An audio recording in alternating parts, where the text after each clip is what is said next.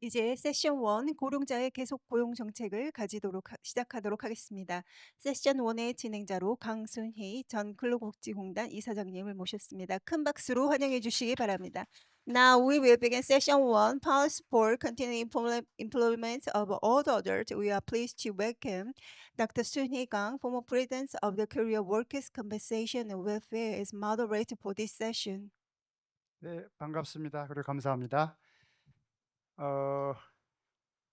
It's to be here as a moderator for session in this famous and important international conference.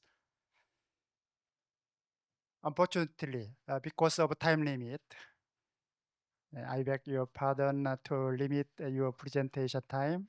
Just each presenter speaker has just 15 minutes, and then designated discussants just have 8 minutes discuss, followed by the audience Q&A. 예, 그 발표 중에 오디언스 분들께서는 질문을 좀 준비를 해주시면 좋겠습니다.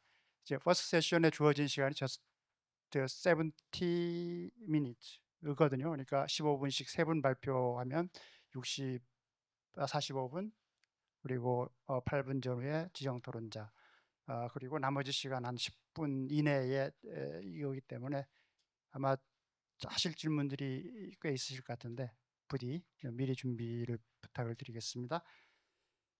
순서는 여기 순서대로 하겠습니다. 처음에 오늘 퍼스트 세션에서는 저머니 케이스, 독일의 좀 성공적인 이 계속 고용, 정년 연장, 그리고 성과 퍼포먼스에서도 성공적인 독일의 케이스에 대한 소개입니다.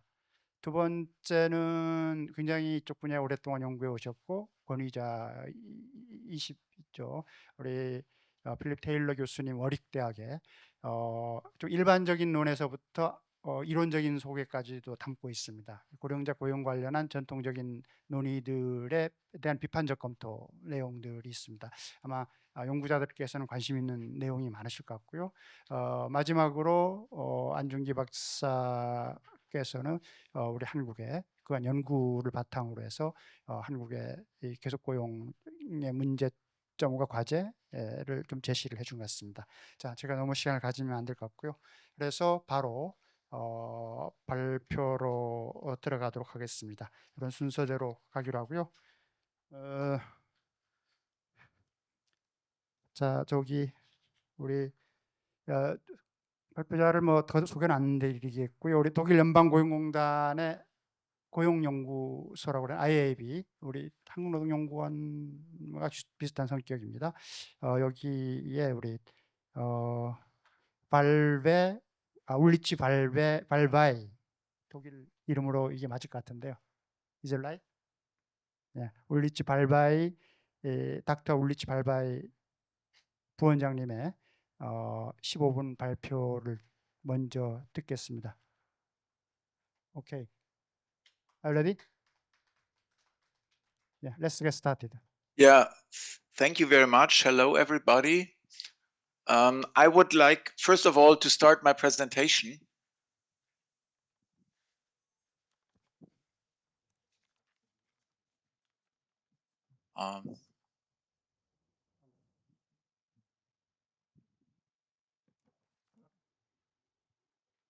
Do you see the presentation? Yeah.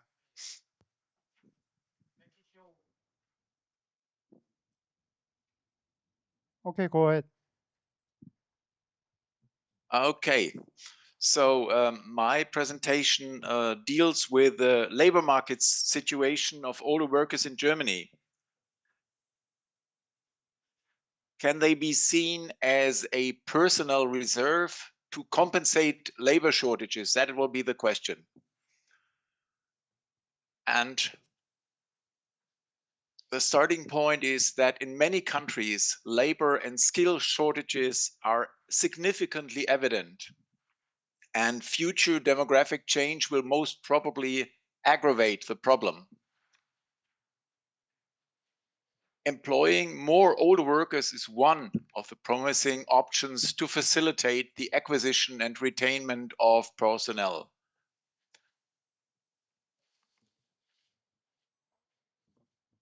However, there is not a silver bullet available to tap this potential, but a set of sensible proposals which can be shown by the German example. Let me just start with some facts which will indicate the relevance of the topic. First of all, I will look at labor shortages. In order to do so, I show you the ratio of unemployment to job vacancies over time in Germany. If we, for example, look at the early years of the last decade, the ratio was 4 unemployment persons per vacancies. And this development, this ratio, has moved towards parity in the early 2020s, but had recently become less tight due to the current economic crisis. But it's still much lower than in most parts of the last decade. So that means there is still a certain tightness of the German labor market. And next, I would like to face a specific issue, because Germany does not only face a problem in terms of quantity, but also in terms of skills. If we look at the working population by age groups and skill levels in Germany, we recognize 2 findings. One is that age groups are becoming smaller, which is obviously the same in Korea. They're becoming smaller, the younger people are. And on the other hand, older age groups consist of a comparatively high skill level. And this implies a high need for replacement in the foreseeable future. Now let's now move to projections. What drives labor supply? First of all, of course, the demographic component. Then, of course, the participation or behavioral component. And of course, finally, the migration component. And if we took the drivers into account, if nothing happens, Germany will lose about 1/3 of its labor force until 2060, which is the blue curve here, which illustrates this. And in order to keep labor supply at the level of today, labor force participation needs to grow and net migration must increase. And another important fact of demography in Germany is that in the future, older workers in Germany are even gaining in importance. And this is simply due to aging and low birth rates, which has also taken place in the past. And this means that the employment situation of older workers is of crucial importance for the future, not only today. Now, what about the employment rates of older people aged 55 to 64 years in an international comparison? Germany is one of the OECD countries with a comparatively high level, significantly higher than the OECD average. and there are only few countries with a higher level, such as Norway, Sweden, Japan, New Zealand, and Iceland. And even more exciting are developments over time. The employment rates of older workers aged 55 to 64 years between 1995 and 2022, we realize that Germany is in this respect one of the countries with the almost highest increase, almost at second position, just behind the Netherlands, regarding the growth rates in percentage points. So there has been a dramatic change over time. However, the picture changes if we look at the oldest group of workers, 65 plus. Here the share in Germany is much lower than the OECD average and the one also of Korea.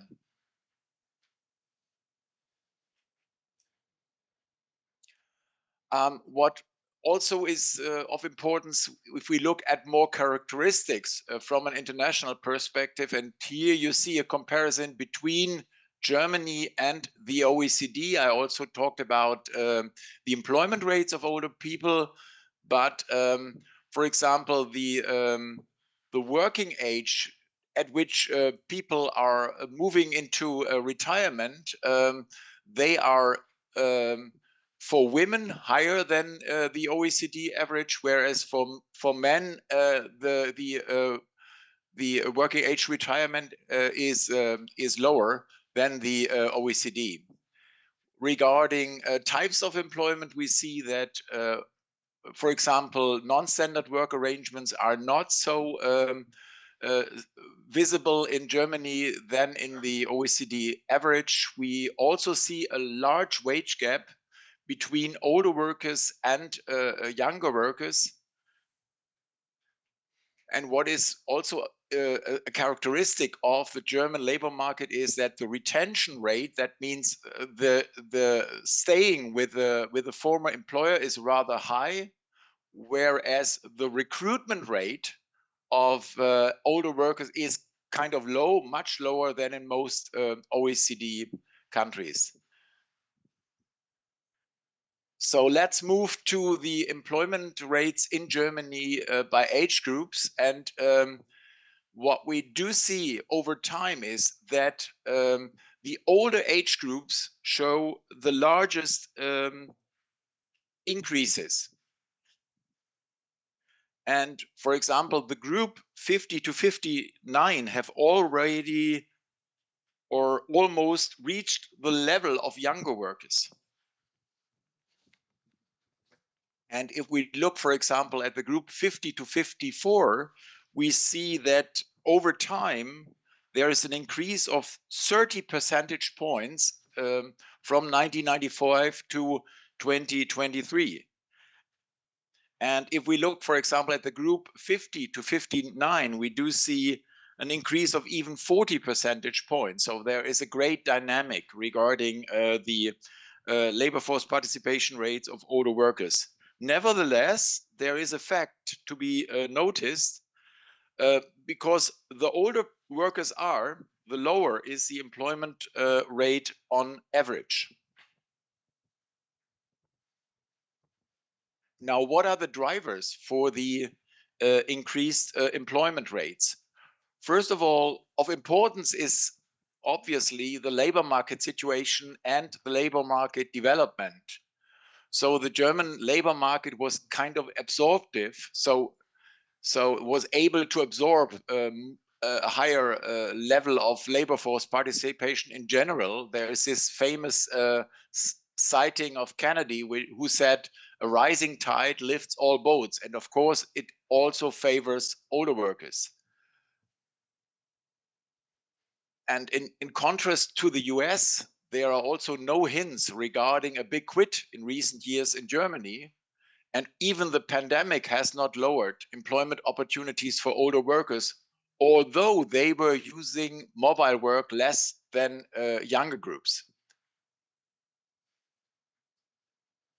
A second important issue are, of course, institutional reforms.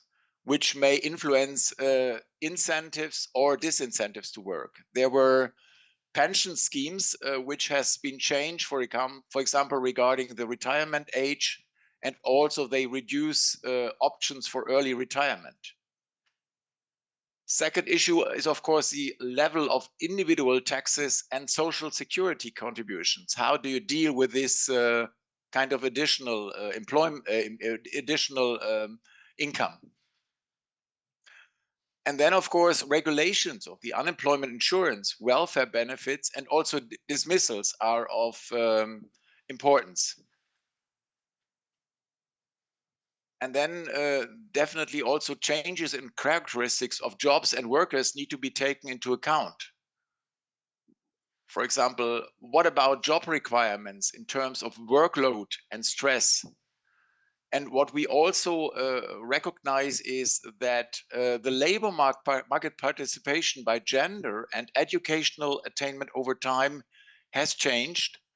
And we see that this has favored the labor market situation of older workers. For example, women who start work and continue work have a much higher likelihood than to work in older age. And the same is true regarding educational attainment. The more educated and the more skills younger people have, the higher is the probability that they will be still in employment in an older age.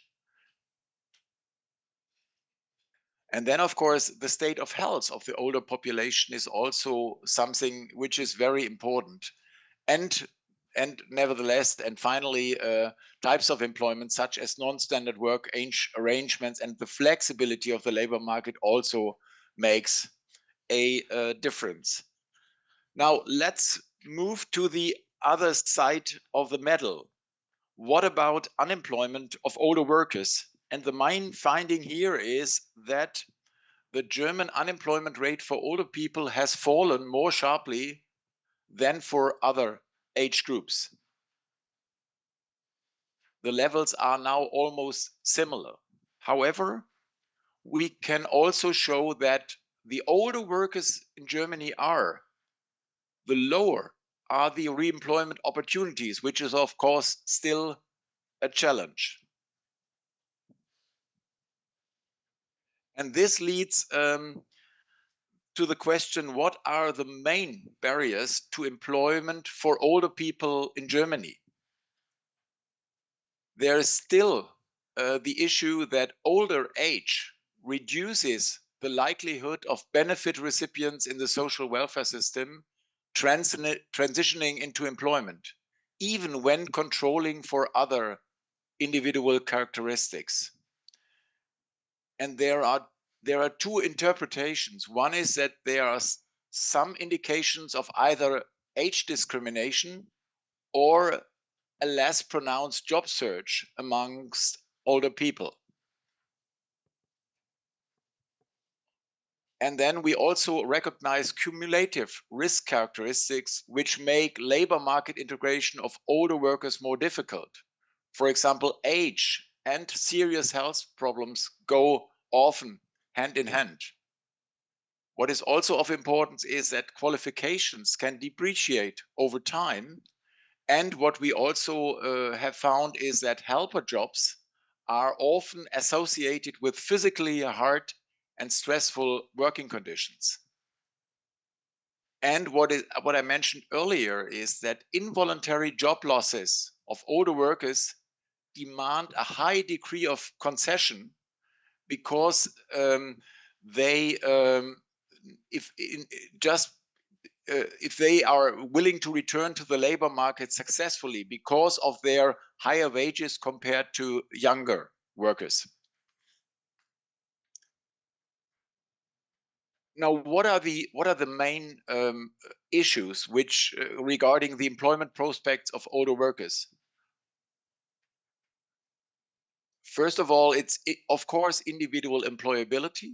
Second one is job quality, and the third one is institutional arrangements. Let me go into the details. Regarding individual employability, two issues are decisive. First of all, education and skills, as I mentioned earlier. So here we need a preventive approach and a continuous development to ensure that older workers can stay in the labor market. And the second most important issue is, of course, health. And here again, we need a preventive approach and a continuous development over time, so that older people are even able to stay in the labor market.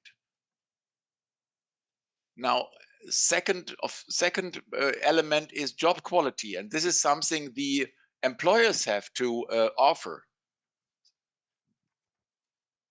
So they need to address skills, competencies, and work preferences of older workers.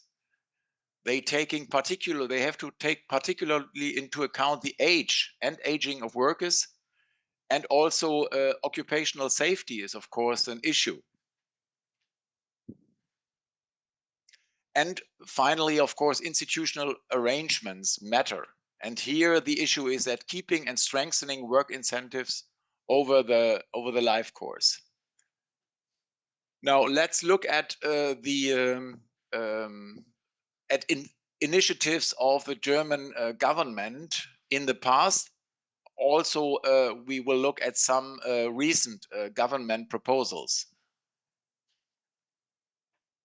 Of importance is that Germany has changed the retirement age in 3 steps. First of all, we raised the retirement age for women from 60 to 65 years, stepwise between 2000 and 2004. And this has, for example, then followed by a higher labor force participation rate of older women. And then there was a raising of the general retirement age from 65 to 67 years, which is still on the way.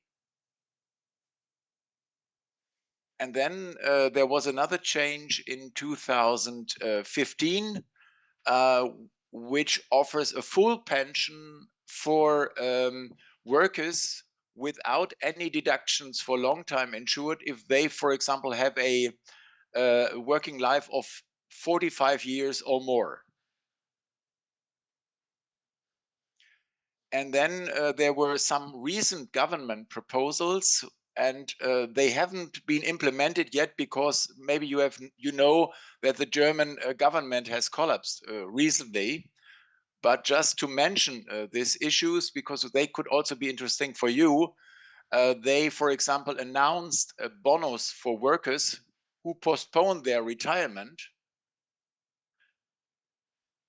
And then they also announced an elimination of social security contributions for working pensioners.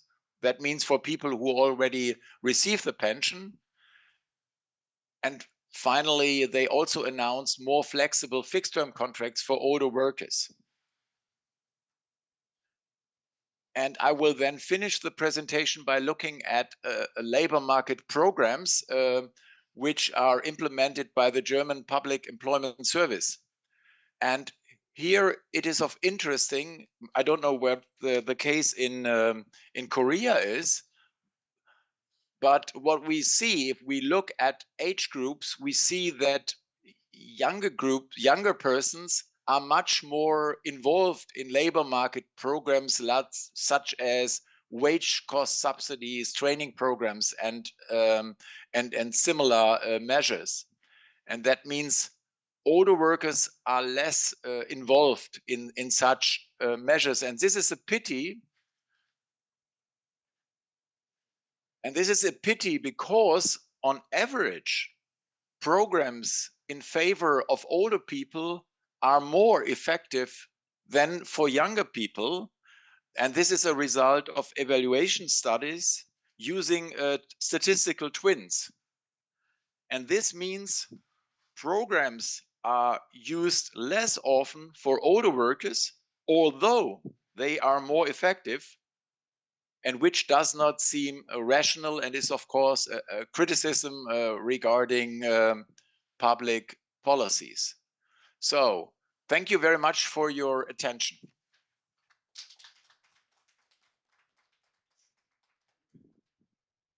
네, 지금 감사합니다. Thank you for Dr. Rich Valval.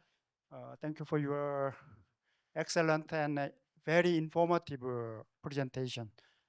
그 들으셔서 아셨겠지만 그 독일의 케이스를 그 여러 데이터와 정보를 통해서 소개를 해주신 것 같아요. 그래서 저는 이걸 사전에 조금 읽어봤습니다만은 굉장히 진짜 많은 정보를 얻을 수 있었습니다. 특히 연구자들이나 정책하시는 분들의 경우에 독일을 포함해서 유럽 여러 국가들, OECD 국가들의 이런 고령 사회에 대해서 정책에 대해서는 일반적으로는 알고는 있지만 그 백그라운드가 되는 여러 데이터베이스의 인포메이션 이런 부분에 대해서는 굉장히 인포머티브하지 않았나 하는 생각이 듭니다. 끝나고 혹시 질문이 있을 수 있으니까 닥터 발바이께도 혹시 질문이 있으시면 미리 준비를 해주시면 좋겠습니다. 바로 넥스트 프레젠테이션으로 들어가겠습니다. 알레디? 오케이.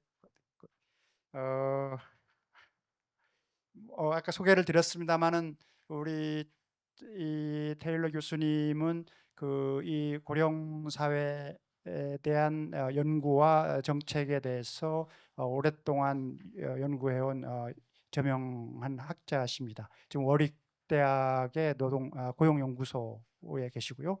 오늘 이 내용 제목에 대인 게 제가 좀 특이하게 타이틀에서 봤습니다만은 그 커먼 굿이라고 하는 게 나오지 않습니까? 그래서 이게 우리로 치면 뭐라고 그럴까요? 그 모든 이해관계자들 모두에게 이익이 되는 방향의 고령화 정책이라는 게 어떤 건가?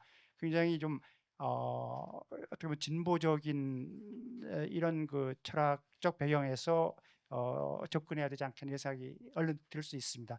내용이 굉장히 방대합니다. 한데 유감스럽게도 시간은 좋은 제가 이제 몇 차례 강조를 해서 드렸기 때문에 여러분들은 혹시 질문이 있으시면 추가적인 시간에 질문을 준비를 해주시면 고맙겠습니다. Okay, are you ready? Yeah. I am. Yep. Let's get started. Thank you very much. Good afternoon, everyone. My name is Philip Taylor from the University of Warwick's Institute for Employment Research. It's an absolute pleasure to be in Seoul. Thank you for laying on the snow. I appreciate you doing that. I'm really going to be in the short time I have available going through my content very quickly. My piece is quite a conceptual piece, and it's my thinking and as it's developed over researching issues of older workers for nearly 40 years, and I've become what I research. I officially became an older worker earlier this year. So I started researching these issues in my early 20s, a long, long time ago. So I have a very short window for my presentation. So if you'll forgive me, I'll move through my content fairly quickly. And I make some assumptions about your interests and your knowledge. And of course, you'll be able to refer to my slides that are available in these papers at your leisure. So I'm not going to dwell on the drivers of these issues of older workers. I think they're fairly familiar to all of us. Population aging is leading to an increasing focus on extending longer working lives to offset potential lower economic growth, and also rising welfare costs associated with increasing numbers of older people in society. All this is fairly familiar. I gave a variation of this presentation in China recently, and oops, let me go back. And I made the final bullet, and I'll make the point. I won't dwell on it, but South Korea is a developed nation. But also, we have many developing nations that are aging very rapidly. And that's a great concern for the world. What are we going to be doing about these societies that are getting old before they get wealthy? And I think I'm not going to dwell on that point. And I made this point at a Chinese event earlier in the year. But it's an important consideration for all of us. What are we going to do about these societies? But as I say, I'm not going to dwell on it at this point, but I think it's an important issue. I'm also not going to dwell on the next couple of slides for too long, given the time I have available. Again, I think for most of us, these are fairly familiar issues. Issues of aging societies, of Western societies, of been getting very animated about these issues over a long period of time due to the aging of their societies. But as you know, as I know, Asian societies are aging rapidly. And so we know about aging Japan. Japan has faced an aging issue for a long time, but into the future, there are many other countries in Asia are going to be facing these issues. And referring to China again, I'm absolutely staggered by the statistics for China going forward in terms of their aging. It's mind-boggling to think how China is going to manage its aging society. I'm also not going to dwell on this issue for very long, falling fertility rates, something that is animating policymakers across the world. What are we going to do about falling fertility rates? I'm just going to dwell on this slide for just a few moments. I've used this slide for many years now, and I think it captures many of the issues we're talking about very well. You can see South Korea there, I think 1, 3, 4, 5th from the left. Policymakers are increasingly concerned about the working age population, what's happening to the working age population, and nations being worried about running out of workers. We can see South Korea there.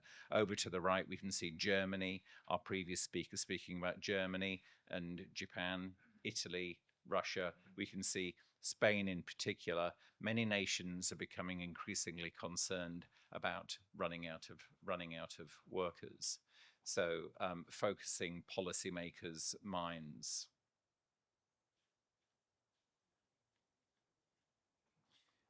Another quick point I want to make, and this is jumping through my slides, I'll sort of draw your attention to some, I think, key themes for me from my presentation, given I haven't the time to go through things in too much detail. But one point I want to make is that issues of the aging of the workforce is a long-standing concern for policymakers. And we know OECD statistics here that early retirement was a big issue in the 1970s and the 1980s. We saw at that time significant dip in terms of labour force participation amongst older workers in the OECD countries. And as greater attention was paid to issues of longer working lives, programs, schemes that enabled people to exit early were closed off with this greater emphasis on working for longer. But what's interesting about these slides, I think, is that we've seen labour force participation rates amongst older workers going up in recent years, but not returning to levels that we saw in the 1970s. So what's going on there? And it's perhaps an interesting question we can discuss later. But the history of older workers, the recent history of older workers, a point I want to make is one of early exit, of early retirement. Governments wanting to remove older workers, sometimes we were told, in order to create jobs for younger people. So that historical perspective on this issue, I think, is an important one. We've got to remember that in the relatively recent past, the emphasis on public policy was actually on removing older workers, not increasing their labour force participation, something I think we often forget. So I've made that point just a moment ago. The present emphasis is on longer working lives, but recently policymakers were intent on removing older workers in many countries. A quick nod here to Betty Nash, the world's longest serving flight attendant who died this year, aged 88, after nearly 70 years of airborne service. So poor Betty Nash died this year after working, I don't know which American airline she worked for, but she worked for them for over 70 years. I never had the pleasure of flying with Betty Nash. The other thing I want to say is that there is a lot of expertise on issues of aging and work. This is not a new phenomenon. I mentioned my aging, my past. I started researching this field getting on for 40 years ago now. We know a lot about issues of aging and work, so let's not go reinventing the wheel. There is a lot of expertise out there. Internationally, there's been underscoring efforts, I think we just heard about in terms of legislation. There is the development of a lot of public employment policy internationally focused on issues of aging and work. There has been a lot of work done in the HR sphere focused on issues of age management. So we know a lot about this issue. There's been a lot of public policy and advocacy in this space over a considerable period of time. So I want to say a little bit about theory on longer working lives. And it interests me that there's presently a very strong alignment between the economic imperative of working longer and gerontological thinking. And gerontological thinking, gerontologists used to talk about deficit models of aging, but they're being replaced with much more optimistic narratives that challenge the idea of increasing dependency with old age. So there are a range of theoretical frameworks out there nowadays focused on active aging or productive aging or successful aging, and they have similarities and differences. They're all overlapping frameworks, I think, in so many ways. But a point I want to make is that critics of these theories have often drawn parallels between the tenets of neoliberal and entrepreneurial ideology and the concepts these frameworks all tend to draw from. So about personal choice, about lifestyle, fluidity, responsibility, and agency. So themes I might come back to in a few moments.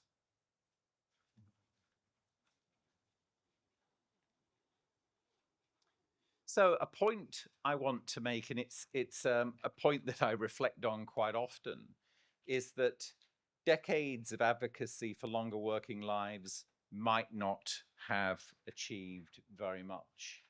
And I think it's an important point for somebody who's worked in this field for nearly 40 years. How much progress have we actually made over that period of time, and why haven't we made as much as we might have hoped? And I don't think we've gone as far as I hoped that we would. And the OECD, amongst other organisations, has stated that progress has been too slow. So why has progress been relatively slow? Well, I list here some suggested reasons. One of my criticisms and one of my key points for you is that age advocacy itself is influenced by and perpetuates ageist assumptions and generational stereotypes. Older people's advocacy is part of the problem, in my view, and I'll come back to this point in a moment. Also, age interacting in very complex ways with other facets of people's identities we tend to talk about older workers, but we need to stop talking about older workers and bring in other facets of people's identities. It's not just about somebody's age. And also, previous speakers, I think, has made this point about the existence of institutional frameworks and social norms that don't support longer working lives. So in the advocacy space, a lot of attention is being paid to employers. What can we do to deal with the problem of employers? Previous speaker referred to age discrimination in the labour market. In my view, social representations of age are persistent, and they frame organisational level narratives regarding the employability of workers and the timing of their retirements. And sometimes advocates for older people have invoked ideas of the bottom line, the business case argument for employing older workers. But the problem, I think, with the business case argument is that it can reflect, not address, societal representations of age, and it could also encourage fair weather employment action. And people have also criticized business case approaches for, in fact, being discriminatory. Employers are often presented as being the villains of the piece, the villains. The problem with aging societies is we need to deal with employers.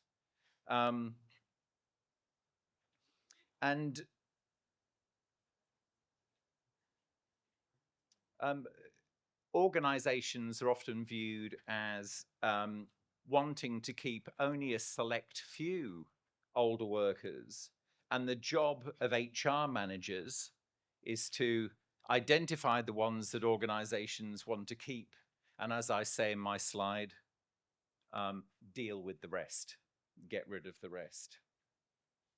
So what's happened in the debate, I think, is that we've tended to problematize employers in the longer working lives debate.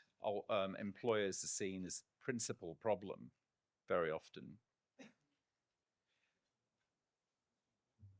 Recently, though, it seemed to me that things might be shifting, and there might be an opportunity opening for us to build a consensus around longer working lives, a consensus with business. The US Business Roundtable has recently released its statement, its latest statement on the purpose of the corporation. And what's telling about that statement is that you can see the list there. Shareholder value is at the bottom of the list of things the Business Roundtable says that the corporation ought to be about. First of all, in its revised list, it identifies delivering value to customers as being number one. But number two is investing in employees.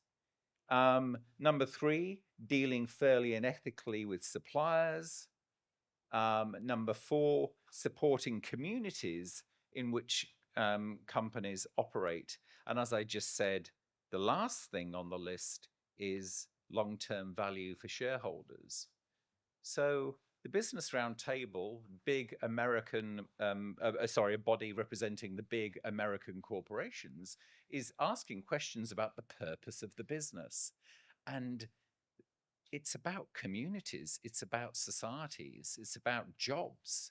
So maybe there's an opportunity here for us to think about building cooperation with business, which leads me on to talk about the common good perspective on redesigning work for aging societies. And I would love to spend more time with you talking about this. Regrettably, I don't have very long to do so. But I want to talk about a common good perspective that might help us begin to reframe our thinking a little bit about how to address these issues. So what is common good HRM? What is common good human resource management? It's a relatively new kid on the block in terms of in terms of HRM. And I've adapted it in a recent paper to think about issues of the aging of the workforce. So what is common good HRM about? And then I'll just quickly, in the last few minutes, give you some examples of how I think it might apply when we're talking about older workers. So common good HRM has 4 principles.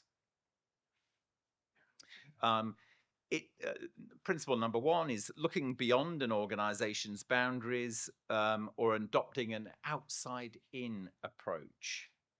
Number 2 is recognizing that equal and fair employment relationships are essential for common good HRM to achieve trusting relationships and organizational success. Number 3, all stakeholders should be given opportunities for participation and representation. And number 4, the psychological employment contract should be upheld regarding job security, safety, and meaningful work. And in just the last few minutes, I'll quickly hop through each of those and give you some idea of how I think we might apply this in thinking about workforce aging. So let's start with this outward-oriented or outside-in perspective. And you'll see here, I refer to the Sustainable Development Goals. For instance, Sustainable Development Goal 4, quality education, SDG 8, decent work and economic growth, SDG 10, reducing inequalities, and SDG 17, partnerships for these goals. And also the UN as explicitly linked aging societies to achievement of the Sustainable Development Goals. And I think it's helpful to have this outside-in perspective because it contrasts, I think, sharply with this traditional inside-out perspective on aging workforces, which concerning business, managing business risk and maximizing shareholder value, reflected in these business case arguments that I was referring to earlier, these flawed business case arguments that don't seem to be effective. We can't seem to convince employers using business case arguments that older workers are valuable. Perhaps this gives us, the common good perspective gives us a different lens through which to help employers see these issues.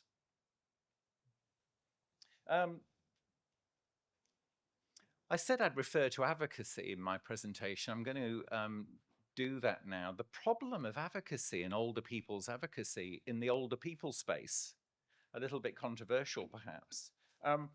At first glance, it might seem that persuading an employer of the need to respond to population would be a straightforward proposition. As I said, we know a lot about this subject.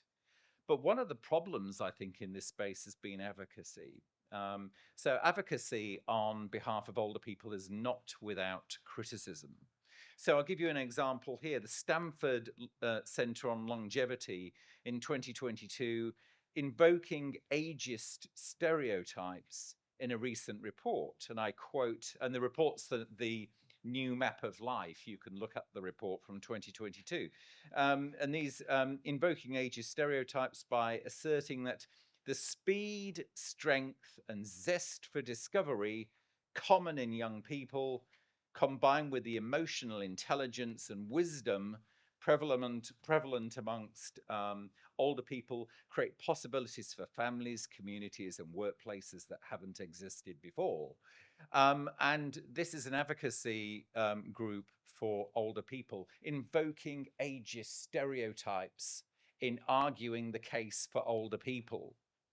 So I would say that advocacy itself has a problem, that needs to be dealt with. And it's no use arguing that employers aren't getting the message, because the message is a very muddled message. And we as advocates for older people need to sort out our messaging to help employers understand what they need to do. We can't just be critics of employers. We need to think about our own messages. Also, very quickly, there are still flawed arguments for early retirement, very prevalent. During the pandemic, there were arguments which came back around the need for early retirement. I referred to early retirement in the 1970s and 1980s in order to create jobs for younger people. Early retirement didn't work. And around the time of the pandemic, there were calls for older people to make way to protect the jobs of younger people. So early retirement is still a popular concept, and we need to challenge the argument that early retirement is a good thing. And I regret that we still need to do that. I thought the arguments were long since finished about this, but I'm afraid that's not the case. And also the point was made by our last speaker, and I think this is a critical message, that we need to be thinking about the quality of older people's jobs. Job quality is quality of jobs generally, but we need to think about quality employment for older workers. We also need to, as I made the point earlier, we need to think about issues of intersectionality, and not just view this as an issue of older people in society, but we need to think about things like the sector that people have been working in. We need to think about occupational group. We need to think about socioeconomic status, something I'm very passionate about. How do we prolong the working lives of those from socially disadvantaged groups? I think that's a massive challenge for society. How can we make longer working lives meaningful for everyone, not just white-collar, middle-class workers? But what about blue-collar workers? How is a longer working life going to mean anything to them? And I think this is a major challenge for us all. So very quickly, because I know the chair will want me to move along very fast, so I'm not going to dwell for too much longer on these issues. A point already made, a life course approach. We need to take a life course approach on these issues. We need to consider the downstream consequences of labour market inequality among young people. So what happens to young people who have been in poor quality work? What happens to their aging? Previous speakers have already made that point. So the issue of older workers should include younger workers. We need to think about younger workers in all of this as well. And going back to this issue of common good HRM, so it's important that HRM professionals draw young people into the debate about longer working lives. The debate has often been characterized as old versus young. And actually, we need to bring younger people into the debate too. And move away from this focus on older people. And a question I often ask myself is, what's an older person? So let's move beyond thinking about this in narrow terms and draw younger people into the debate. Say a little bit about the social and cultural context here, and I think it's important. It goes back to a point I made a few moments ago. HRM professionals are embedded in social and social cultural contexts in which they learn and develop attitudes that shape their practice regarding older work, as I say here. And it's an important point because, as I've already said, these are influences that even older workers advocates are not immune to. older workers advocates in involving age stereotypes in advocating for older people. So it's hardly surprising that HRM professionals are struggling with these ideas. Age advocates are too.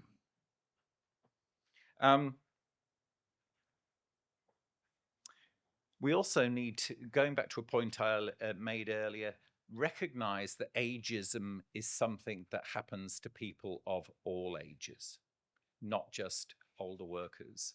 So we need to be bringing younger people into the debate too. And there's very compelling evidence about the existence of age discrimination as it applies to younger people. So a generational dialogue could be had around your experiences of ageism and my experiences of ageism. And also HRM has an important role in speaking to line managers who have day-to-day responsibility for workers, and also educating senior managers who set the tone for organizations, provide that cultural context. HRM has a critical role to play here.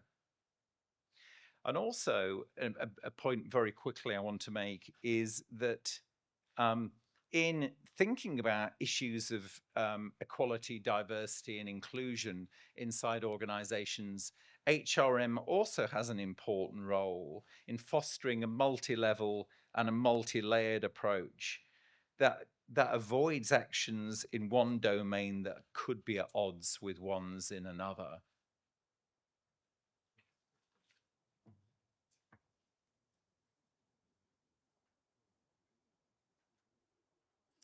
Very quickly, I also think that big corporations have an important role to play here as critical stakeholders in our society. Of course, we often talk about large employers when we're talking about responses to older workers, but many older workers are employed by small businesses that don't have HR functions. So I think that HRM in large corporations can play a critical supporting role in helping smaller businesses to think about issues of the managing of their aging workforce.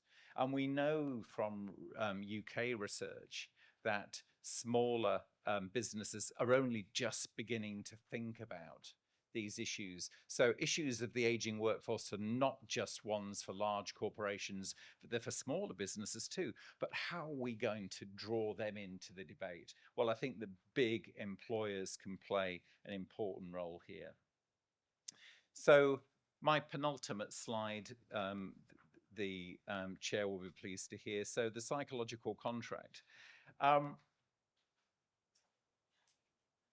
Common Good HRM framework assumes that the employee psychological contract will be maintained to protect the need for secure, safe, and meaningful work over a working life. And I think this is very critical for particularly groups of workers, and I think we referred, a colleague referred to women workers earlier. I also think about socially disadvantaged older workers in more widely in this too. Those people whose abilities to adapt are socially stratified, sorry, I should say socially stratified and unevenly distributed across the life course. So HRM has a critical role to play here in supporting those workers. How can we make longer working lives meaningful for all of us? And I think that's a huge challenge for me in the twilight of my career. It's something I want to focus on. How can we make longer working lives meaningful for all of us, and not just a select few of us who have opportunities for choice and control? And I think that's a massive challenge for us in thinking, how do we devise public policies that support such people to work for longer? Another role for HR is supporting people as they enter aging. Former employees remaining in touch with former employees, those employees have now retired, and supporting them and keeping in contact with them. So HRM can maintain an important role in supporting people's transition into former employees' transition into old age. So keeping in touch with your workers. And also thinking about the inadequacy of pension arrangements, particularly for women. And what can employers do to respond to issues of inequality in terms of pension arrangements in society? So that's the final comment I wanted to make about common good framework. Just to summarize my points now in the last few seconds. So I've been thinking recently about how we can reframe issues of the aging of the workforce in the face of what I see as being progress that has been much too slow. So I think an outward oriented perspective might provide us with some fresh impetus to shake up the debate, if you will, around the prolongation of working lives.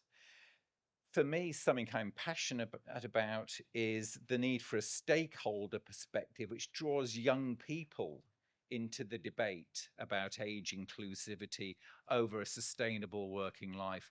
I think it's essential that we reframe this issue of not just being about older people, but draw younger people into the discussion too. As I've said, younger people are impacted by age discrimination too. So let's involve them in the debate about how we go about eradicating it. I also think that a focus on equality and fairness, instead of narrowly defining these issues as being about the business case, would reframe the debate. We should move away from these business case arguments. I think these are very flawed arguments. I think it's also important to focus on small businesses. And I think here larger corporations have a critical role to play in supporting small businesses. After all, small businesses employ a significant proportion of people working in our society. And finally, we need to reframe the relationship between organizations of workforces in order to ensure that everyone is protected and secure and safe and can engage in meaningful work over the long term.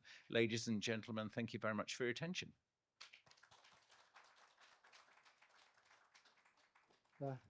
Professor Philip Taylor, thanks so much for your excellent and informative presentation. It's very impressive, especially the common good HRM principle. Yeah. 특히 여러 번 강조를 하셨지만 지금 필립 테일러 교수님 본인으로서도 지금 이 고용 연장에 대한 관심, 그 여러 정책들의 흐름들에 굉장히 개인적으로도 이제 그럴 때다라는 말씀하셨는데, 저도 지난 8월에 정년 퇴임을 했습니다. 예, 그 맨데이트 리타이먼트를 법에 의해서 나왔는데 굉장히 관심이 많을 수밖에 없겠죠. 여기 나와 있는 대로 특히 좀 이 임프레시브했던 내용 중에 예를 들면 오늘 같은 고령자 고용 이런 데 패널에 우리 영스터들이 젊은 층에서 특히 젊은 청년 고용이나 이걸 주창하고 이런 분들이 같이 나와서 이렇게 토론하는, 그걸 강조를 하고 있잖아요. 이런 게 좀 필요하다. 이런 다이얼로그, 또 이런 게 어드보케이처를 그런 방향으로 가야 된다라는 소셜 다이얼로그를 포함해서 이걸 얘기를 하고 있는데, 마찬가지로 이제 청년 고용의 문제에 대한 토론을 할 때도 이런 고령자 고용을 대표할 수 있는 이런 분들이 가서 같이 논의를 해야 이게 일방의 논의가 아닌 이런 커먼 굿 퍼스펙티브에서의 접근이 되지 않을까 하는 것을 느껴보게 됐습니다. 아마 여러 질문들이 있을 수 있을 것 같고요. 자, 오늘 첫 번째 세션의 마지막 발표입니다. 우리 안준기 박사님이 노동시장 고령화 및 계속고용 실태 한국의 사례 부탁드리겠습니다. 앞에서는 워낙 내용이 방대하고 중요하고 좀 이론적인 것까지 포함해서 사례까지 그러다 보니까 시간이 좀 많이 갔는데 시간을 편한 말로 되어 있고 그러니까요. 부탁합니다. 시작하십시오. 안녕하세요. 방금 소개받은 한국고용정보원의 안준입니다. 오늘 제가 발표할 주제는 한국이 이제 고령화 사회가 들면서 고령자 노동 시장이 이제 굉장히 중요해졌는데요. 거기서 지금 최근 경제사회 연구에서 이제 논의되고 있는 게 고령자 이제 계속 고용과 관련된 문제들에 대해서 논의를 하고 있습니다. 그 논의되는 문제 속에서 저희가 이제 일단 우리나라의 계속 고용 현실을 좀 파악을 해봐야 될 것 같아가지고요. 오늘 발표를 준비해봤습니다. 발표 시작하도록 하겠습니다. 먼저 한국은 세계에서 고령화가 가장 빠르게 진행되고 있고, 그리고 다들 알다시피 2025년에는 초고령 사회로 이제 진입할 것으로 예상됩니다. 또한 그 제일 중요한 문제가 고령자가 노동시장에 들어와야 되는 가장 중요한 문제가 지금 그 출생 인구, 그러니까 생산 연령 인구 자체가 지금 굉장히 감소한 상황인데요. 2019년부터 지금 지속적으로 감소하고 있어가지고 현재는 계속 생산 연령 인구 자체가 이제 감소하고 있는 상황입니다.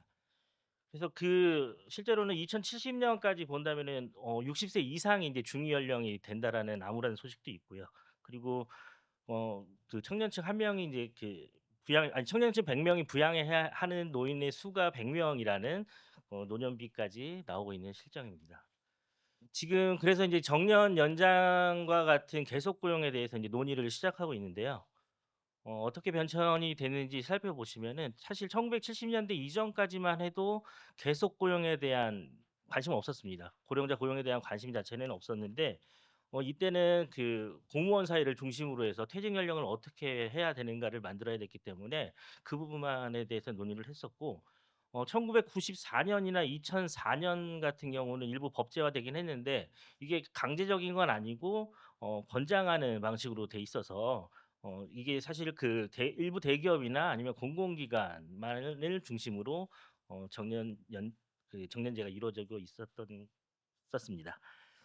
제일 중요한 포인트는 2013년에 이루어진 근로기준법 개정인데요. 이때는 60세 정년을 의무화했고요. 이게 이제 전체 사업장으로 점진적으로 그 적용이 되게끔 해서 고령자 고용을 강화했고 2019년이나 현재까지는 이제 이러한 그 정년 60세가 부족하다라는 입장에서 정년을 어떻게 몇 세까지 아니면은 계속 고용을 어떻게 해야 하는가를 논의를 하고 있는 실정입니다.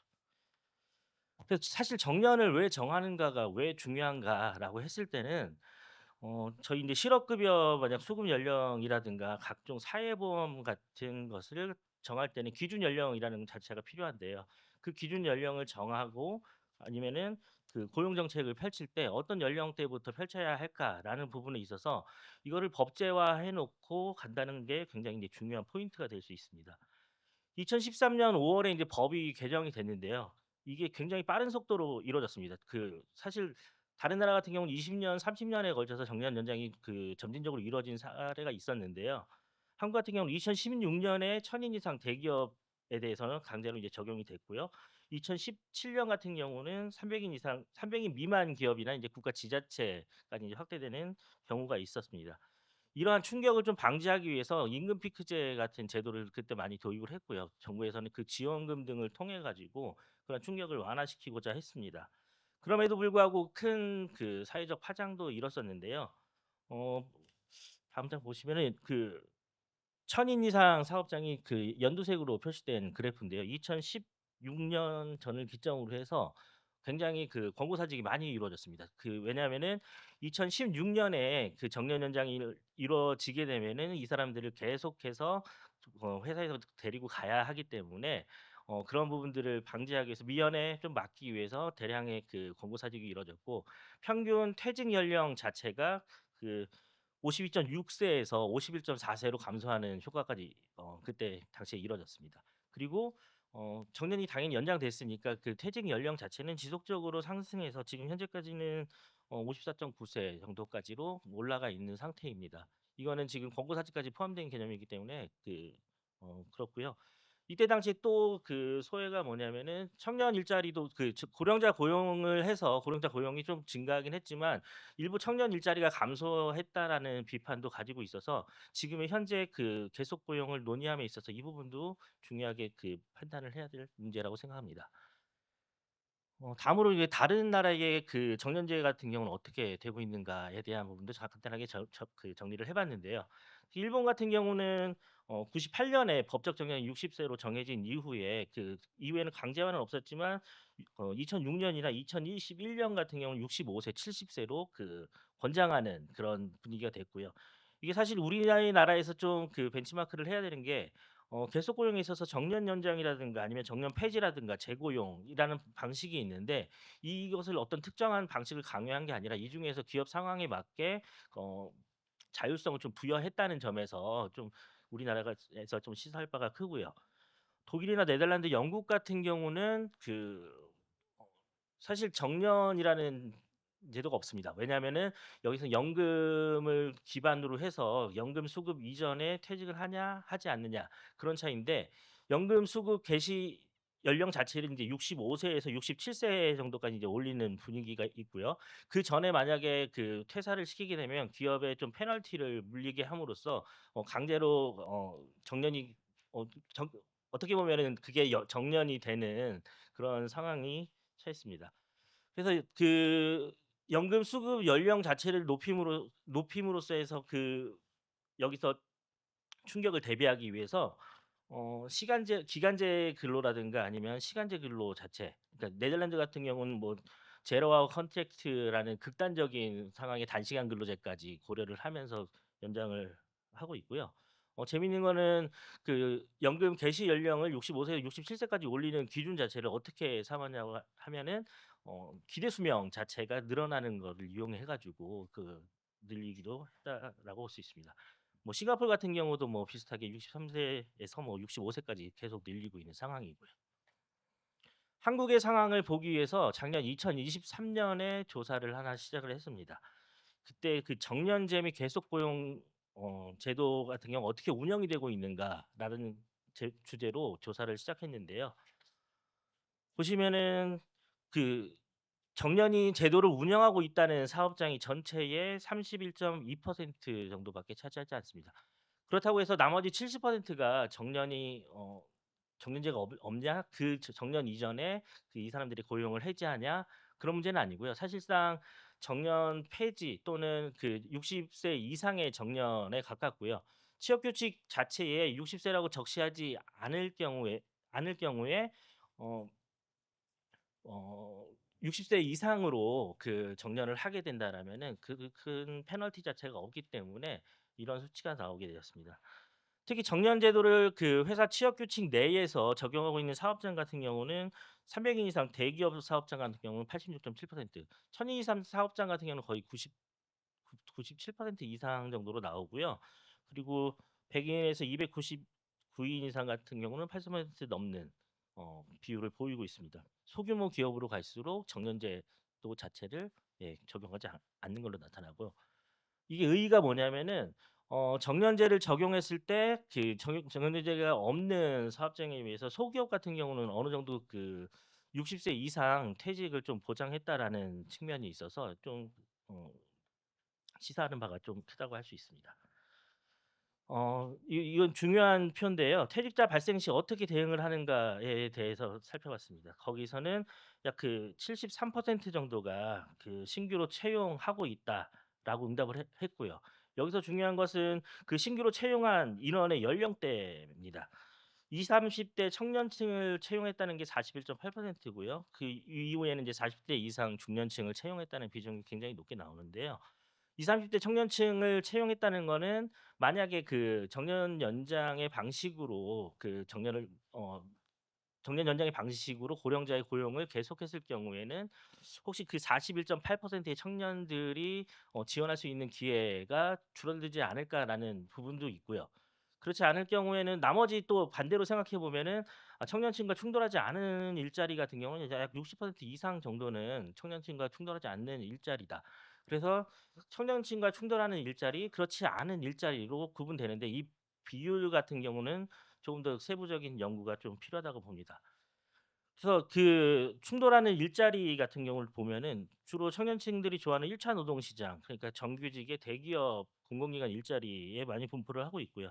300인 이상 대기업 같은 경우는 약 50% 정도가 그 신규로 채용할 때 청년들을 채용한다고 해서 만약 정년 연장이 일어날 경우에는 이 부분들은 조금 충돌이 일어나지 않을까라고 판단이 되고요.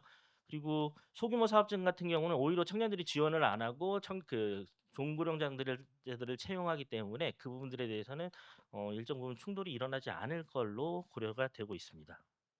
다음은 재고용 제도입니다. 재고용 제도 같은 경우는 그 정년퇴직을 하고 나서 그 이후에 그 단기 계약이라든가 아니면은 또 다른 계약을 통해 가지고 동일한 근로자를 그 동일한 사업장 또는 그 하청업체 사업장으로 고용을 하는 것을 의미합니다.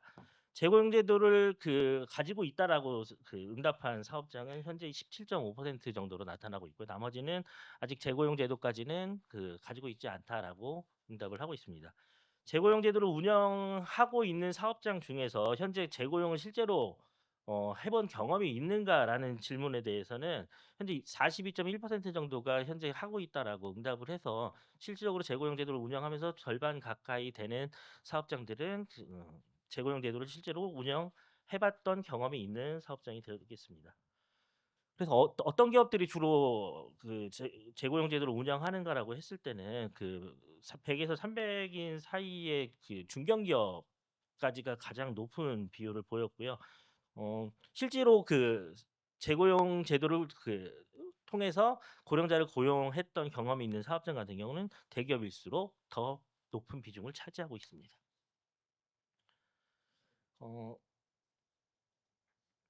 그래서 앞으로 계속 고용 제도, 그러니까 정년제라든가 아니면 정년 폐지라든가 재고용 같은 계속 고용 제도가 도입이 필요한가라는 질문에서는 50% 정도가 찬성을 했는데요. 지금 설문 같은 경우는 근로자가 아니라 사업주들에게 했다는 데서 의의가 있고요. 사업주들도 50% 가량은 이 근로자들을 계속 고용하는 계속 고용이 필요하다라고 응답을 하고 있는데요. 이러한 이유 자체로는 음 기업의 이제 구인난이라든가 고용에 대한 유연성이 가장 큰데요. 실질적으로 지방에 있는 소기업을 가게 되면은 뽑을 사람이 일할 사람이 없어 가지고 나이 많이 드신 분들도 이래도 상관없다. 계속 고용을 해야 된다라는 것을 반기는 분위기고요. 오히려 이제 제도 도입에 이제 반대하는 사업장 같은 경우는 우리가 기업 상황에 따라서 자율적으로 운영하면 되는데 왜 굳이 이걸 정부에서 관여하려고 하는가라는 것을 토로를 하고 있는데요. 아까 제가 정년제가 왜 도입이 필요한가라고 했을 때 법적 근거 연령 자체를 논의하기 위해서 필요하다라고 말씀드려서 이 부분들은 어느 정도 일정 부분 좀 충돌하는 부분이 있습니다. 그래서 향후 이제 계속 고용에 대한 방향성, 그러니까 이 사업주들한테 질문했을 때는 임금을 좀 조절하면서 정년 연장을 해줄 수 있다라는 측면에서 이제 응답을 하고 있고요. 그리고 어느 정도의 정년 연장 방식이 정년 연령이 필요한가라고 했을 때는 대부분 절반 이상이 이제 65세라든가 아니면 정년 폐지 쪽으로 가는 분위기여서 이거는 지금 사회적 논의를 하는 데 있어서 좀 참고가 되었으면 합니다. 그렇게 된다면 이제 사회적 논의를 함에 있어서 중요한 거는 지금 고령층이 어떠한 상태인가, 어떤 특성을 갖고 있는가도 중요할 수 있는데요. 일단 첫 번째 주요 특성은 10년 전하고 비교를 해봤을 때 굉장히 학력이 높아졌다라는 점이 있고요. 그리고 그 높아진 학력을 바탕으로 해서 이분들 같은 경우는 단순 노무직보다는 전문직에 대한 으로 퇴사를 한 비중이 굉장히 높아졌습니다. 인적 자본 자체가 이제 굉장히 높아진 상태에서 이분들을 단순 노무직으로 다시 재취업시키는 것은 사회적 손실이라고 볼 수 있고요. 이분들에 대한 재취업 방향도 좀 사회적으로 논의가 돼야 될 거라고 생각이 됩니다. 또한 정말 중요한 게 희망 일자리, 어떤 일자리를 원하는가 고령층들은 그 부분인데요.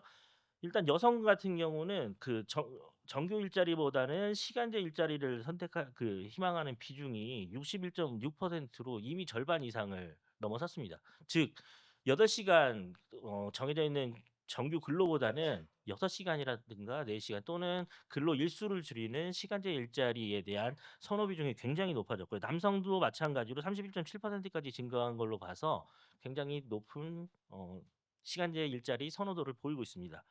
또한 이 일을 선택함에 있어서 중요한 기준이 무엇인가라는 논의에서는 이제 그 임금보다는 일의 양과 시간대를 더 중요시하고 있어서 이 부분들이 그 향후 고령자 계속 고용에 있어서 충분히 반영되어야 될 거라고 생각을 합니다. 그래서 그 계속 고용을 논의함에 있어서 이제 그 선결과제 등을 좀 검토를 해봤는데요. 한국 같은 경우는 연공급제 임금이 너무 강해서 그게 계속 고용을 좀 방해하고 있는 요인이 아닌가라고 생각을 합니다. 이게 65세까지 만약에 정년이 연장이 된다면은 그 현재의 연공급제 상태에서는 그 임금이 지속적으로 계속 늘어날 수밖에 없기 때문에 기업으로서는 부담스럽고 계속 고용을 방해하는 요인이 될 수 있을 거라고 생각이 들고요. 또한 그 고령 근로자에 대한 이제 사회적 인식 자체가 굉장히 그 생산성을 떨어뜨릴 것이다 아니면 업무 분위기를 저해할 것이다라는 그런 인식이 있는데요. 그 부분들은 어느 정도 그 캠페인을 통해서 이제 개선을 하고 나서 계속 고용에 대한 논의가 이루어져야 되지 않을까 판단이 됩니다.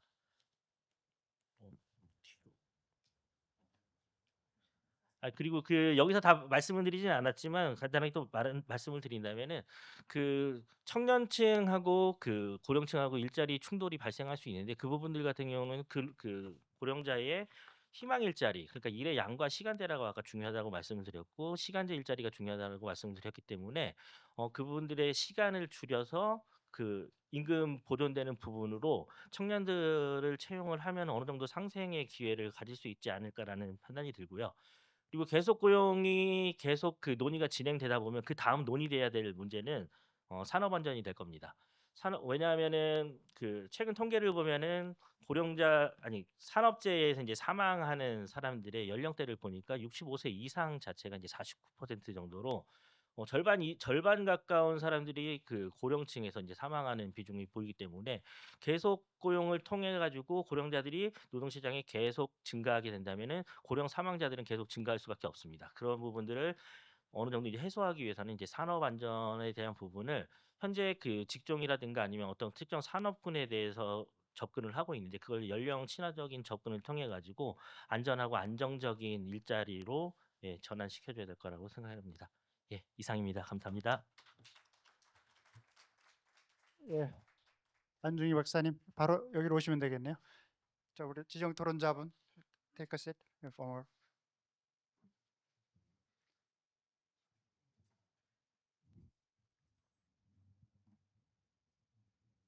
이승열 교수님, 네 박사님. Take a seat.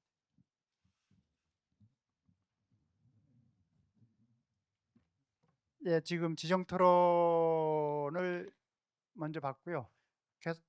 계속해서 같이 우리 플로어에서 질문이 있다면 바꿔서 시간이 지금 제한되어 있기 때문에 그 오늘 세 분 발표자의 그 응답을 듣는 정도로 맞춰야 될 것 같습니다. 시간이 많지 않습니다. 그러니까 질문이 있다면 미리 준비를 해주시면 고맙겠습니다.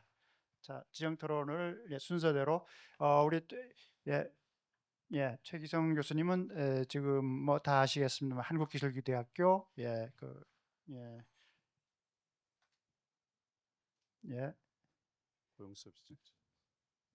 고용서비스학과, 정책학과, 고용서비스 정책학과, 코리아텍에 그리고 우리 이승열 박사님은 코리아 레이버 인스티튜트에 지금 시니어 펠로우로 연구하고 있습니다. 8 minutes. 그 소개받은 한기대 최기성입니다. 시간 관계상 빠르게 의견을 드리도록 하겠습니다. 먼저 그 연사들의 발표 잘 들었고요. 주시하고 계시는 것처럼 우리 사회가 국가적으로는 저출생 고령화에 따라서 이제 노동인구 감소하는 문제를 있고 개인적으로는 국민연금 개시 연령이 63, 65세로 증가되면서 이제 소득 크레바스가 있는 그 두 가지 문제를 봉착하고 있습니다. 이 문제를 해결하기 위해서 국가가 지금 해결해야 할 당면 과제가 중고령자들의 계속 고용을 늘리는 거를 이제 정책 수단으로 삼고 있습니다. 근데 이 문제들은 알려져 있는 것처럼 사실은 이 기업 규모하고 산업하고 어떤 일을 하는지에 따라서 이 60세 전후 했을 때 직면하는 상황은 좀 달라집니다. 그래서 이제 아까 안 박사님께서도 발표하신 것처럼 300인 이하의 기능, 기술, 생산직에 종사하시는 중장년들은 오히려 그 회사 입장에서는 구직보다는 구인난에 시달리고 있습니다. 그래서 이분들은 뭐 별다른 개입 없이도 이 계속 고용이 어떤 형태로든 간에 잘 유지될 거라고 예측이 되고 있고 현실도 그렇고요. 근데 그에 비해 조금 문제가 되는 계층은 300인 이상의 종사자가 있는데 거기서 이제 사무직으로 일하시는 분들이 이제 50대 전후가 되면 여러 가지 문제 때문에 재고용이 좀 어렵고 그다음에 권고사직이라든지 이런 퇴직을 압박을 받고 있는 상황이라고 잘 알려져 있습니다. 그래서 이분들에 대해서 우리 사회가 어떤 정책을 이제 해야 되는데 저는 이 문제를 해결하기 위해서 크게 세 가지 좀 전략이 먼저 필요하다고 생각을 하는데요. 첫 번째는 개인이나 기업 맞춤형의 전략이 돼야 된다고 생각을 합니다. 그러니까 이 맥락은 뭐냐면 기업에게 일괄적으로 정년을 특정 연령으로 이렇게 증가시키는 형태보다는 기업에 맞게끔 어떤 그 계속 고용 정책을 선택할 수 있도록 해야 된다는 뜻이고요. 개인에게 있어서도 아까 말씀드린 것처럼 개인마다 처한 상황이 다 다릅니다. 그래서 일괄적인 어떤 정책을 그 실행하는 것보다는 이 맞춤형으로 해야 된다는 거고, 두 번째는 이제 기업의 규모라든지 아니면 세대 간의 상생을 통한 상생을 달성할 수 있는 전략을 시행해야 된다는 건데 그건 뒷부분에 좀 말씀을 드리겠습니다. 그리고 세 번째는 우리나라가 중장년 대상으로 향후에 어떤 삶을 원하는지를 조사해 보면 생각보다 귀농, 귀촌, 뭐 창업 이런 게 상당히 많이 있습니다. 그래서 우리가 동시에 직면하고 있는 문제가 이제 지역 소멸인데 이런 부분들을 좀 같이 해결하려면 이 중장년들을 꼭 도시에만 생활하게 할 필요는 없는 것 같습니다. 그래서 저는 세 번째 전략은 도농을 연계하는 전략이 좀 필요하다라고 생각을 하고요. 이 큰 세 가지 전략 속에서 이제 그러면 각각 이 문제들을 조금 더 어떻게 해결할 건지를 살펴보면 먼저 수요에 대한 문제를 생각해 볼 수 있는 수요 확대가 필요합니다. 그러니까 중장년을 채용을 해야 뭐 계속 고용을 할 수 있는 거니까. 그럼 수요를 어떻게 확대시킬 거냐에 있어서 먼저 이제 적합 직무들을 개발해야 됩니다. 그러니까 제가 생각하는 여기서 적합 직무라는 거는 산업 안전이라든지 아니면 ESG 그다음에 대중소 간의 상생을 제고할 수 있는, 그러니까 예를 들면 대기업에 근무하셨던 분들이 특정 연령이 되면 협력업체에 가서 뭐 생산을 좀 생산 제고를 위한 컨설팅을 하신다든지 뭐 이런 여러 가지들 할 수 있다고 생각합니다. 그런 것들이 이분들에게 적합하고 그렇게 그런 적합한 직무들이 많이 생산이 되면 도출이 되게 되면 아까 말씀드린 것처럼 대중소 기업 간의 상생을 달성할 수 있다고 생각합니다. 그리고 이런 필요성에 대해서는 앞에서 그 테일러 교수님께서 왜 중고령자의 재고용이나 계속고용이 상위적으로 필요한가에 대한 논의하고 저는 같이 연결돼 있다고 생각을 합니다. 그리고 이제 두 번째로 이제 공급 측면을 볼 수 있는데 중장년들이 예를 들어 상상해 보면 알 수 있죠. 제가 50대 초반인데 이 회사에서는 사실 더 높은 직급으로 승진하기는 좀 어려움이 있다는 건 다 금방 알 수 있습니다. 개인들은. 그러면 이제 내가 교육 직업 훈련이나 교육 훈련을 통해서 좀 이직을 하고 싶은데 그러려면 두 가지 선택을 할 수 있죠. 일단은 이 회사를 떠나서 이제 그런 체계적으로 교육 훈련을 받아야 되는데 그러기에는 50대가 아시는 것처럼 생애 주기에서 가장 높은 소득을 받습니다. 근로장려에서. 그래서 그거를 포기하기가 굉장히 어렵습니다. 그래서 그 불확실한 미래를 위해서 확실한 현재를 포기할 수 없는 게 이제 그분들의 역량 개발을 제한시키는 장애라고 생각할 수 있죠. 그러면 이 부분들을 어떻게 좀 해소할 수 있을까에 대해서 현재 아시는 것처럼 근로시간 단축 청구권이라는 게 있습니다. 이게 이제 55세의 근로자부터 적용이 되는데요. 근무 시간을 주당 15에서 30시간까지 감소할 수 있고요. 그에 따라서 임금도 감축되게 되어 있습니다. 그래서 굉장히 좋은 제도처럼 보이지만 실제로 이 제도의 활용률은 1%가 안 됩니다. 그 사업체 단위에서. 근데 이제 제가 좌담회를 했습니다. 사업체에 계신 인사 담당자 대상으로도 해보고 근로자들한테도 해보고 이 제도를 알고 있는데 아까 300인 이상의 기업들에서는 대부분 다 알고 계세요. 인사 담당자. 근데 적극적으로 홍보하지는 않습니다. 근데 왜 홍보하지 않느냐라고 여쭤봤더니 이렇게 말을 합니다. 그 근로자가 우리 회사를 나가겠다라고 하고 시간을 이제 배려받았는데 그건 이미 그 인사 담당자들 그렇게 표현합니다. 배신이라고. 그러니까 그에 비해서 예를 들면 똑같은 취지로 근로시간 단축을 청구할 수 있는 이유 중에 첫 번째가 뭐냐면 육아기 근로시간 단축 청구가 있습니다. 육아기에.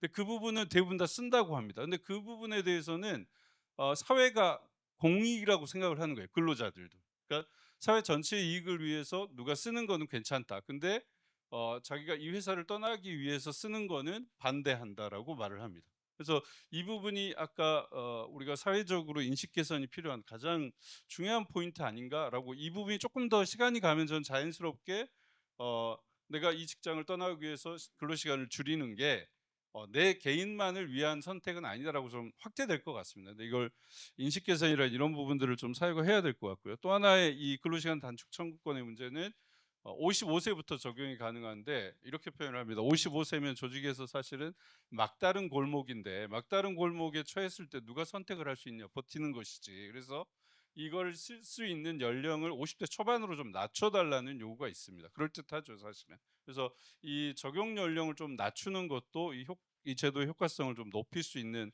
방안이라고 생각을 하고요. 이보다 조금 더 어려운 문제가 뭐냐면 이분이 이제 그 제도를 써서 나간다고 열심히 준비를 했는데 결론적으로 못 나갔어요. 그러면 우리나라 사회에서 이 근로자가 계속 다닐 수 있을까? 했을 때 되게 어렵겠다. 근데 이 문제를 단순히 인식 개선으로 가능할까에 대한 것들은 조금 더 연구가 필요할 것 같고요. 그리고 이제 아까 안 박사님도 말씀하신 것처럼 또 다른 측면에서 이제 직무급 등을 통한 이제 임금 체계를 조금 개편할 필요가 있는데 이런 잘 아시는 것처럼 이런 호봉제를 채택한 이유는 이제 이연 임금 체계를 도입하면서 젊었을 때는 생산성보다 좀 덜 주고 나중에 이제 조금 더 그보다 더 주는 식으로 해서 생산력, 그러니까 생산성과 임금을 똑같이 맞춰주는 역할을 하는 이제 체계죠, 임금 체계죠. 근데 예를 들면 저보다 조금 더 연배가 높으신 분들은 이거를 임금 체계를 개편한다고 해서 아마 강력하게 반대할 이유가 거기에 있는 거죠. 본인은 이미 기여를 많이 했는데 왜 내 걸 뺏어가려고 하냐. 그래서 주장하고 싶은 거는 좀 이런 임금 체계를 개편하시더라도 좀 점진적으로 해야 되고 아마 당분간은 한 기업 내에서 임금 체계를 투 트랙으로 어떤 분은 이제 직무급으로 하고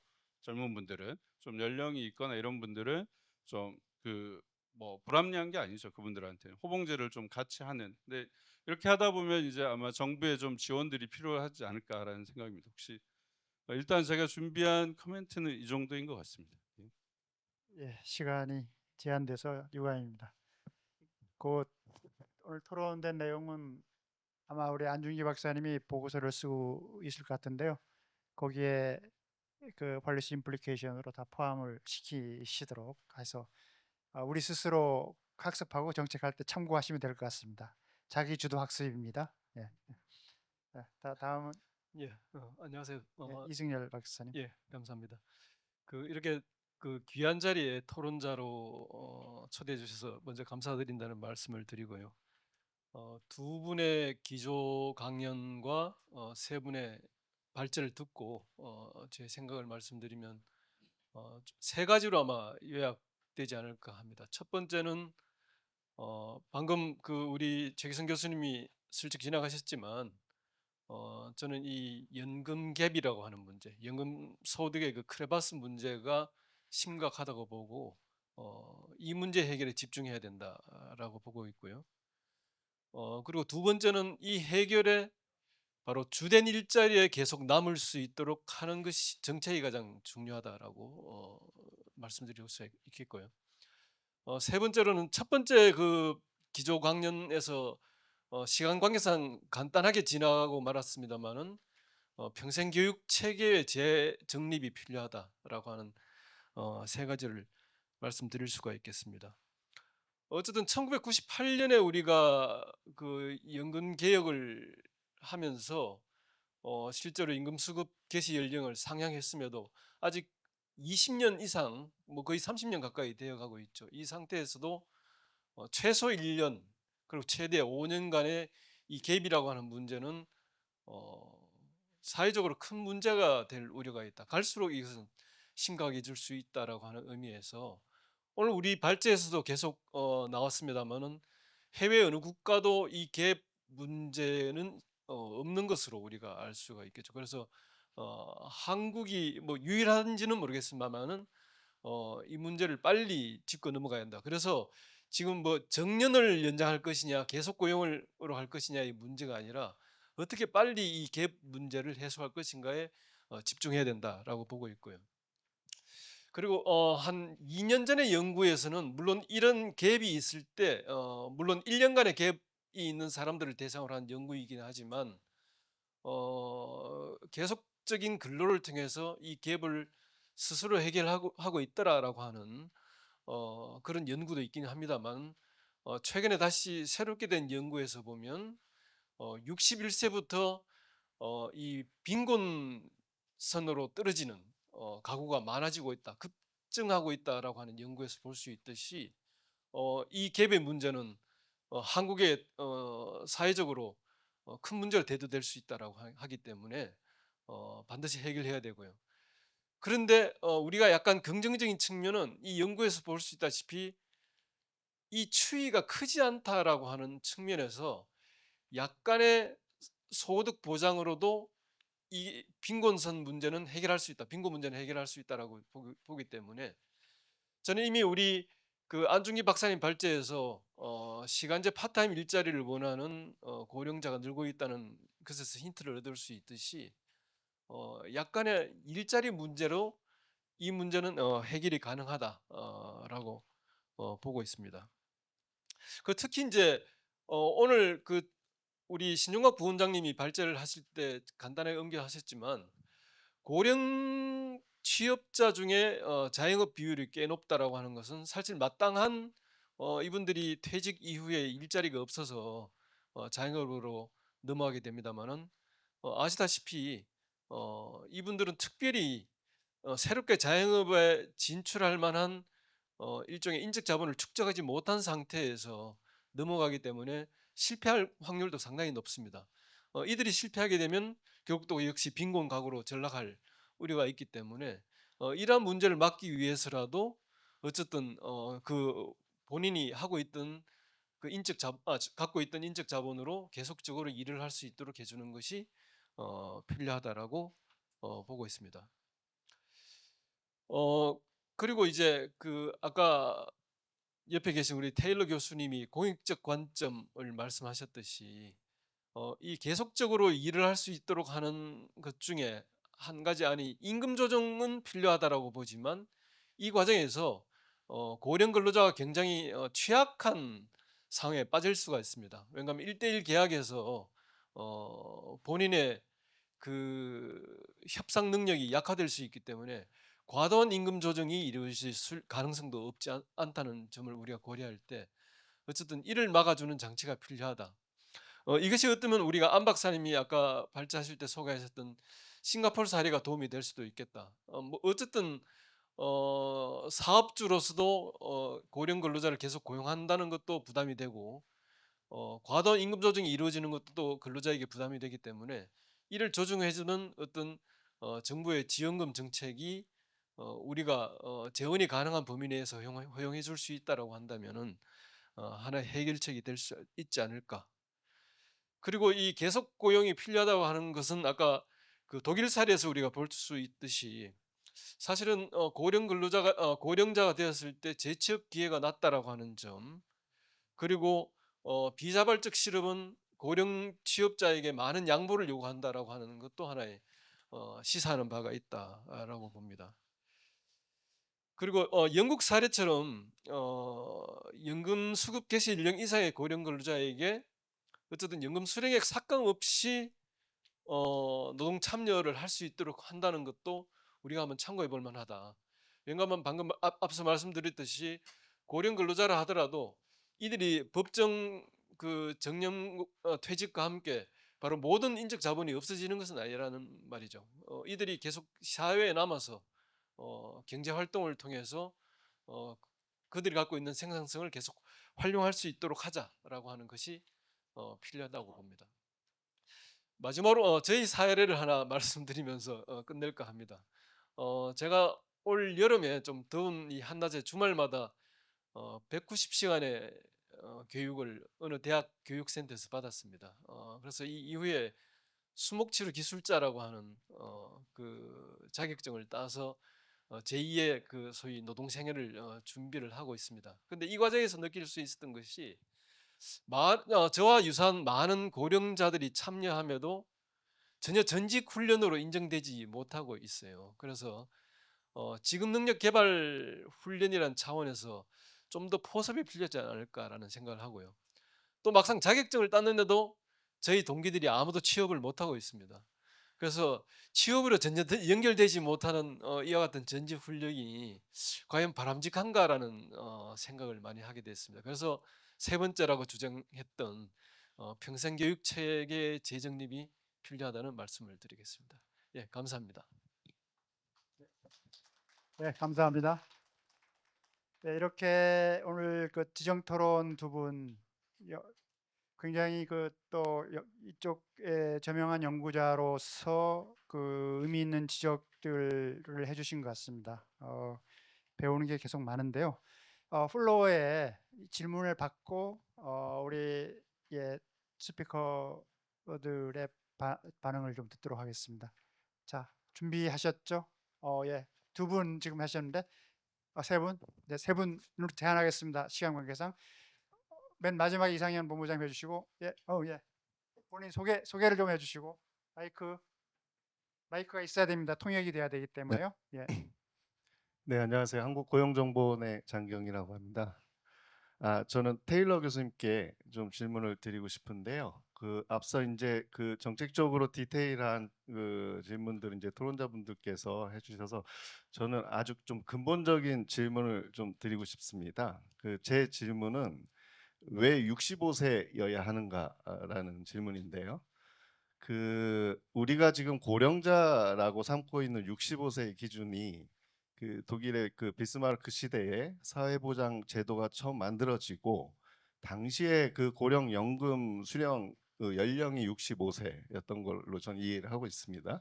그것이 지금까지 흘러와서 우리가 늘상 얘기하는 65세라는 이제 기준이 된 것으로 알고 있는데 지금 한국 사회뿐만 아니고 국제 사회에서도 이 65세가 주는 그 많은 불안감들이 굉장히 크다라고 저는 생각을 하고 있고요.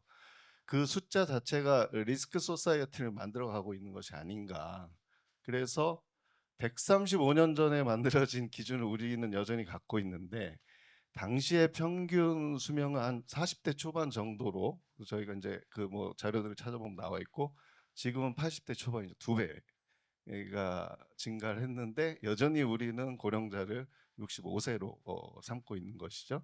그래서 이런 기준에 대해서 혹시 테일러 교수님은 어떻게 생각하고 계시고 앞으로도 이것은 변함없는 것인가? 마치 보험회사가 만들어 놓은 기준처럼 그렇게 가야 되는 기준으로 생각하시는 건지 한번 견해를 듣고 싶습니다.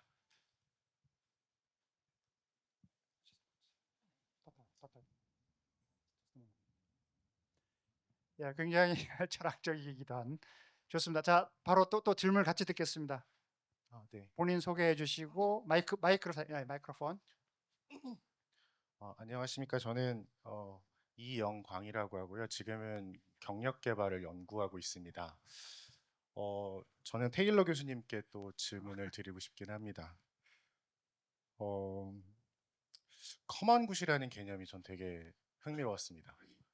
제가 생각할 때 커먼 굿은 아마 아리스토텔레스나 공동체주의자들로부터 개념이 나온 거라고 생각을 합니다. 그거를 HRM에 접목하셨다는 게 굉장히 인상 깊었습니다.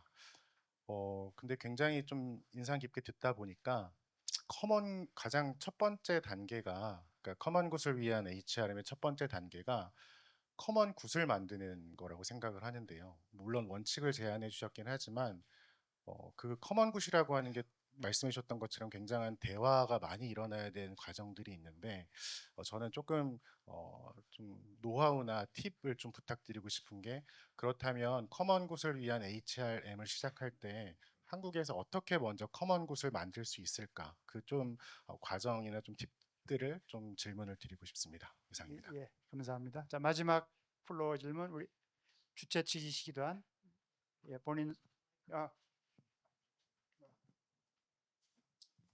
소개해 주시고. 네. My name is Sang-Yeon Lee from Korea Employment Information Service. My question goes to Dr. Balbai. Are you still there? Still there? Dr. Albai.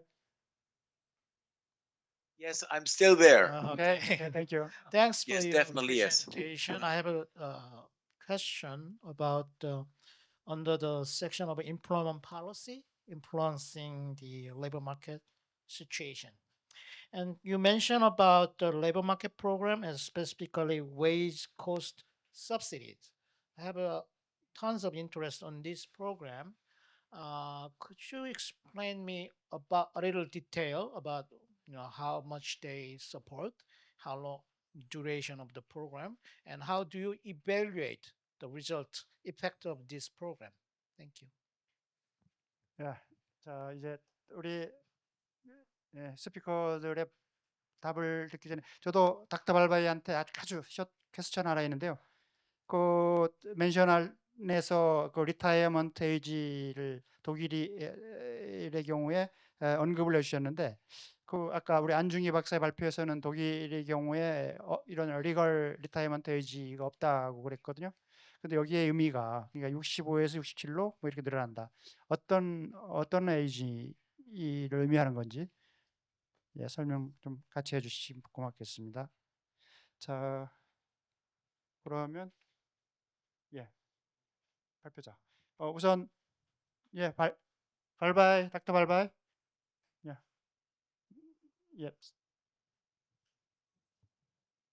Yes, I will do so. First, the first question which was addressed to me was dealing with the wage cost subsidies. And the wage cost subsidies are a program which address unemployed workers. And that means that if a company hires an older worker who is unemployed, then the company will get a temporary wage cost subsidy, which could be on a level like 30 to 50% of the total wage, and can last between 6 and 12 months. And what I was arguing is that because these subsidies can of course address younger as well as older workers, what I was arguing that if we look at the share of workers which were supported by these subsidies, we recognize that older workers were supported less than younger workers proportionally. And this is of course an issue. And then you were also asking how we evaluate the program. So there is on the one hand a treatment group which gets a subsidy, and then we use statistical twins. That means people who are almost similar to the people who were supported, and that then you can compare the two groups, and you will see then the impact of the program. So that is the way of evaluating this kind of programs. And what I also show you were not only wage cost subsidies, but also training programs, which also are implemented for younger as well as older workers, and the same evaluation methodology is used in this respect. The second questions deal with the retirement age in Germany, and what I mentioned is that indeed we are at the moment in a process in which the retirement age is increasing stepwise. So until 2012, 2013, we had the retirement age of 65 years. And in 2031, we will have the retirement age of 67. At the moment, it's almost 66 years. And I think this is also something which is now has been mentioned in Germany in many policy debates, that we may still go on after the year 2031, also stepwise, which would then imply that the retirement age may be 70 years in 2050. So the idea is not to have a kind of a strong increase of the retirement age, but a stepwise increase of the retirement age. And it is often argued, because the first discussant also dealt with the threshold of 65 years, and it is often argued that because of an increased life expectancy, the retirement age should be increased. But in my point of view, we have to have a closer look at the health expectancy, which is more important, in my point of view, than the life expectancy. That means, how many healthy years do we all have? So that is, in my point of view, more important than the life expectancy. Thank you very much for your questions. Yeah, thank you so much for your kind response. And then, yeah, Professor. Is this working? Yeah. Regarding, I can't see, there you are. Great question. Perhaps a question that might have been better directed to our German speaker than myself regarding Bismarck. And the important point for people who aren't familiar is that when that age was set, it was set because most people didn't make it to that age. If people don't understand, and Ulrich will no doubt correct me if I'm incorrect there, but I believe it was set at an age that said most people wouldn't actually achieve the pension. But I think it speaks to issues for me, and I think Ulrich just touched on it a little bit then around healthy life expectancy. The challenge for me in the debate is what to do about older workers who from manual occupations, from occupations that aren't conducive to longer working lives. And there are many people in such jobs. Younger people in insecure, precarious work, and what that means for their downstream employment prospects. And it's a real concern for me. In the USA, there's been a lot of discussion about bridge jobs, for instance, a concept that some of you might be familiar with. There'd be books written about bridge jobs. But for me, bridge jobs speaks to white-collar occupations, university professors who can gradually retire. But for many workers, they don't have this choice and this control over their working life. The discussant spoke to issues of lifelong learning, people who don't have access to retool, to retrain, so they can move into a different kind of career. So I think that this is a huge problem for public policymakers. How do we support these kinds of workers to work for longer? And I think that is for me just a massive challenge. And it's a challenge that I think successive governments in many countries have just not really engaged with. How do we make longer working lives meaningful for everyone, and not just people like me? I think it's a really good question. Thank you very much. And on the question of the social dialogue and the common good, I think another great question. Thank you very much. Where do we start with this? I think a couple of things occurred to me is in response is in having a generational dialogue about these issues, drawing younger people into the debate, not characterizing the issue as being older versus younger, but actually having a proper dialogue that involves younger and older people. That point, I'd stress that younger people are impacted by age discrimination too. So it gives us an opportunity, it presents as a bridge between the generations so we can actually talk about these things. But I think, where do we start with employers? Well, I made that point again, that the debate is a very muddled debate, it seems to me. And it's a debate that's being characterized often by stereotyping of younger and older workers. So I'll often at events, I'll think, well, statements I often hear from older people's advocates, well, you should hire older workers because they're more reliable than younger ones. And statements like this that are just stereotyping of older and younger people. And I think the very problematical all of this, and we need to find a new language for talking about these issues. I think we're a long way short of that language at the moment. So in the thinking about this common good idea, I think, how can we reframe the debate about aging and work and move beyond this stereotyping which we see so commonly? And I mentioned there the Stanford Longevity Center's report, which I commend you to read, by the way. I think it's a very interesting report in all sorts of ways. But you know, the Stanford Longevity Center is a recognized so-called authority on these issues, and that's an authoritative voice that people listen to. And I find that very problematical, and I think we can do a lot better than that. I think we must do better than that if we're to move the debate forward. So thank you for your great questions. 안 박사는 됐죠? 예. 제가 사회를 잘못 봤다는 생각이 듭니다만은 내용으로는 성공했다고 봅니다.